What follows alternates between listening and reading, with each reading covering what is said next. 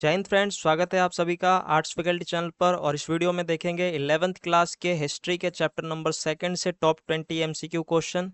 नाम है तीन महाद्वीपों में फैला हुआ साम्राज्य। और ये सीबीएसई बेस्ड क्वेश्चन है जो कि पिछले कुछ वर्षों में फाइनल एग्जाम और मिड टर्म में आए हुए हैं, तो उन क्वेश्चन को इसमें डाला गया है। आप इसे अच्छे से कवर कीजिए। और फ्रेंड्स, चैनल पे नए हैं तो चैनल को सब्सक्राइब कीजिए, शेयर कीजिए, पसंद आए तो लाइक कीजिए। तो चलिए इसी के साथ देखते हैं अपने फर्स्ट क्वेश्चन को। क्वेश्चन है, रोमन साम्राज्य किन तीन महाद्वीपों में फैला हुआ था? ऑप्शन है यहाँ पर Asia, Africa, Europe. Asia, Europe, Australia. और Europe, America, Africa. Africa, Asia, America. तो इसका राइट आंसर हो जाएगा यहाँ पर ए। जो रोमन साम्राज्य था वो एशिया, अफ्रीका और यूरोप में फैला हुआ था। ठीक है, सेकंड क्वेश्चन देखते हैं। रोमन साम्राज्य की राजधानी कहाँ थी? ऑप्शन है एथेंस, रोम, अलेक्जेंड्रिया और कार्थेज। तो इसका राइट आंसर हो जाएगा यहाँ पर बी। रोम जो थी वो रोमन साम्राज्य की राजधानी हुआ करती थी।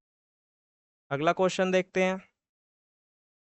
रोमन साम्राज्य की मुख्य भाषा क्या थी? ऑप्शन है यहाँ यूनानी, लैटिन, हिब्रू और डी ऑप्शन में है ए और बी दोनों। तो इसका राइट आंसर हो जाएगा ए और बी दोनों।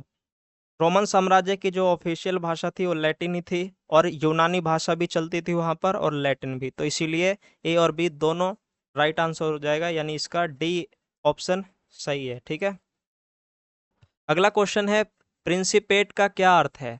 या प्रिंसिपेट से आप क्या समझते हैं? वेरी मोस्ट इंपॉर्टेंट क्वेश्चन है ये।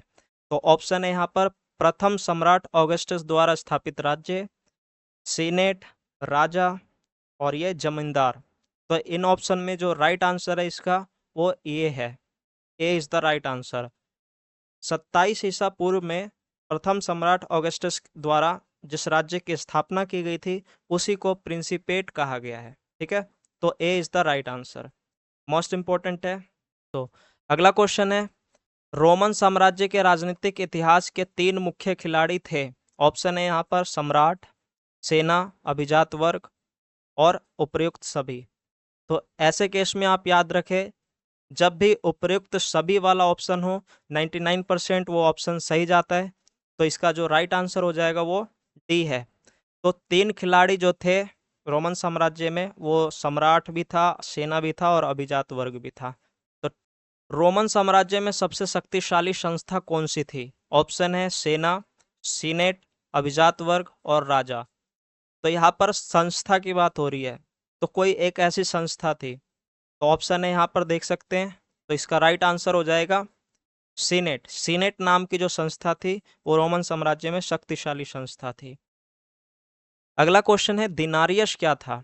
तो दिनारियस ऑप्शन है यहाँ पर सोने का सिक्का, चांदी का सिक्का, तांबे का सिक्का और इनमें से कोई नहीं।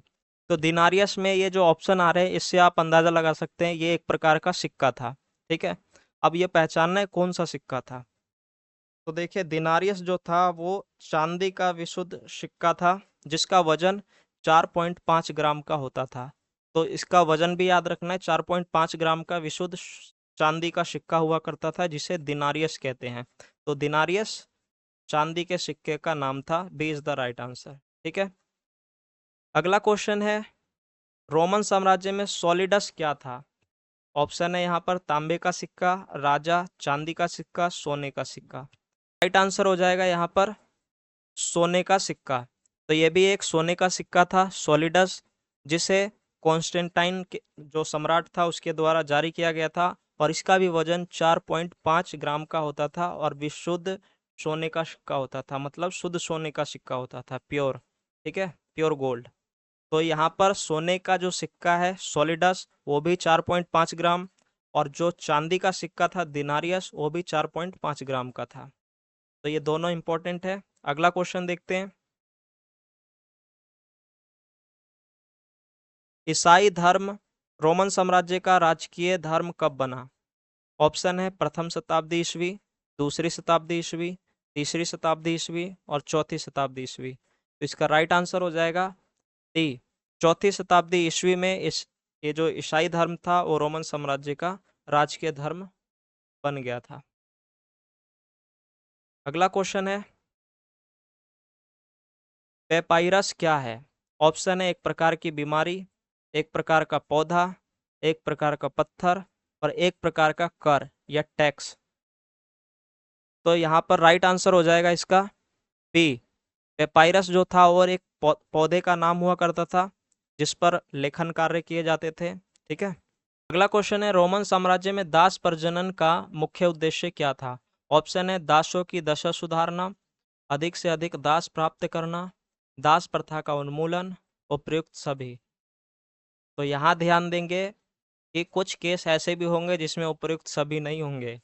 तो यहाँ राइट आंसर हो जाएगा अधिक से अधिक दास प्राप्त करना दास प्रजनन का मुख्य उद्देश्य था। ठीक है, B is the right answer, क्योंकि रोमन साम्राज्य में दासों की संख्या बहुत ज्यादा अधिक थी। ठीक है, अगला क्वेश्चन है एम्फोरा से आप क्या समझते हैं? एम्फोरा ऑप्शन है एक प्रकार की बीमारी, मटका या कंटेनर, नदी, या एम्फोरा एक नदी का नाम है, या फिर एक प्रकार की महंगी पत्थर है। तो इसका राइट आंसर हो जाएगा B. B is the right answer. Amphora जो था उसे कंटेनर के रूप में जाना जाता है, कंटेनर या मटका कह सकते हैं। ठीक है, जो कि तरल पदार्थ लिक्विड फॉर्म वाली चीजों को उसमें रखा जाता था। जैसे कि एग्जाम्पल के तौर पर जैतून का जो तेल होता था वो एम्फोरा नामक कंटेनर में रखा जाता, जिसे एम्फोरा कहते थे। ठीक है, और इसी प्रकार से एक और आप याद रख सकते हैं ड्रेसल 20। ड्रेसल 20 भी आ सकता है क्वेश्चन में। तो ड्रेसल 20 भी एक प्रकार का कंटेनर ही था जिसमें जैतून के तेल को रखा जाता था और वो एक जगह से दूसरे जगह पे पहुंचाए जाते थे। तो एम्फोरा और ड्रेसल 20 यदि क्वेश्चन में आए तो आपने हमेशा याद रखना है कंटेनर। ठीक है, अगला क्वेश्चन है ईरान में ससानी वंश कब उभर कर सामने आया? ऑप्शन है 100 ईस्वी, 150 ईस्वी, 200 ईस्वी और 225 ईस्वी। ठीक है, यहाँ लिखने में गलती हो गई है तो 225 ऑप्शन में है। तो इसका राइट आंसर हो जाएगा यहाँ पर 225 ईस्वी में। ठीक है, ससानी वंश जो था वो एक बहुत ही आक्रामक वंश था जो 225 ईस्वी में उभर कर सामने आया था और ये ईरान का था। ठीक है, अगला क्वेश्चन है रोम में किस प्रकार की शासन प्रणाली थी? ऑप्शन है लोकतंत्र, गणराज्य या फिर गणतंत्र और राजतंत्र और समाजवाद। तो इसका राइट आंसर हो जाएगा यहाँ पर गणतंत्र बोल सकते हैं या गणराज्य बोल सकते हैं। तो गणतंत्र B is the right answer. ठीक है, रोम की शासन प्रणाली गणतंत्रात्मक थी। तो अगला क्वेश्चन है रोम और डैश लोग एक दूसरे के प्रतिद्वंदी थे? ऑप्शन है यहाँ पर इराक, तुर्की, ईरान और स्पेन। तो इसका राइट आंसर हो जाएगा यहाँ पर सी। ईरान जो था वो रोमन साम्राज्य का प्रतिद्वंदी हुआ करता था, कॉम्पिटिटर होता था। तो रोम और ईरान के जो लोग थे वो आपस में लड़ते रहते थे। ठीक है, तो एक दूसरे के प्रतिद्वंदी कौन हुए? यहाँ पर ईरान। तो अगला क्वेश्चन है रोम की अर्थव्यवस्था में अधिकांश श्रम किया जाता था। मोस्ट इंपॉर्टेंट रिपीटेड है, क्वेश्चन आया हुआ है फाइनल एग्जाम में। ऑप्शन है यहाँ पर दास द्वारा, सेनेट द्वारा, जमींदार द्वारा, सेना द्वारा। तो इसका राइट आंसर हो जाएगा दास द्वारा। ठीक है, रोम की अर्थव्यवस्था में अधिकांश श्रम जो किया जाता था वो दास के द्वारा ही किया जाता था। अगला क्वेश्चन है रोमन साम्राज्य की आधुनिक विशेषता क्या थी? ये भी इंपॉर्टेंट है। तो ऑप्शन है युद्ध करना, क्षेत्रों का विस्तार करना, सामूहिक परिवार और एकल परिवार। तो इसका राइट आंसर हो जाएगा यहाँ पर एकल परिवार। D is the right answer. Roman साम्राज्य की आधुनिक विशेषताओं में से एक विशेषता थी वहाँ की एकल परिवार। ठीक है, जिसे न्यूक्लियर फैमिली भी कहते हैं। इसके अंतर्गत क्या होता था कि जो परिवार का वयस्क पुत्र होता था वो अपने पिता के साथ नहीं रहता था। ठीक है, तो एकल परिवार रोमन साम्राज्य की आधुनिक विशेषता में से एक विशेषता थी। Is the right answer. अगला क्वेश्चन है किस सम्राट के समय ईसाई धर्म को मान्यता मिले या फिर ईसाई धर्म को राजधर्म बना दिया गया? तो ऑप्शन है यहाँ पर Nero, Constantine, Augustus, Marcus Aurelius.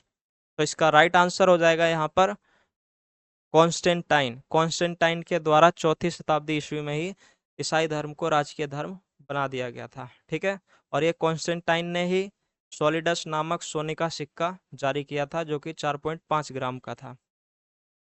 अगला क्वेश्चन है, रोम साम्राज्य में सेना को न्यूनतम कितने वर्ष सेवा करनी पड़ती थी, यानी कितने वर्ष सर्विस देनी पड़ती थी सेना में, आर्मी में। ऑप्शन है 5 वर्ष, 10 वर्ष, 20 वर्ष, 25 वर्ष। तो इसका राइट आंसर हो जाएगा 25 वर्ष।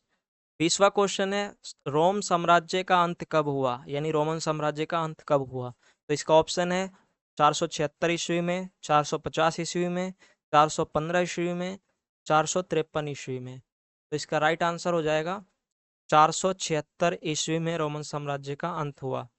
ए इज द राइट आंसर। ठीक है, जो पश्चिमी रोमन साम्राज्य था उसका अंत 476 ईस्वी में हुआ, लेकिन जो पूर्वी रोमन साम्राज्य का हिस्सा था वो बरकरार रहा और वो 1453 ईस्वी तक जारी रहा।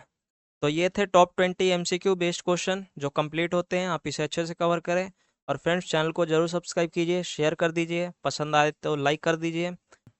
मिलते हैं अगले वीडियो में थर्ड चैप्टर के साथ, तब तक के लिए थैंक्स फॉर वॉचिंग।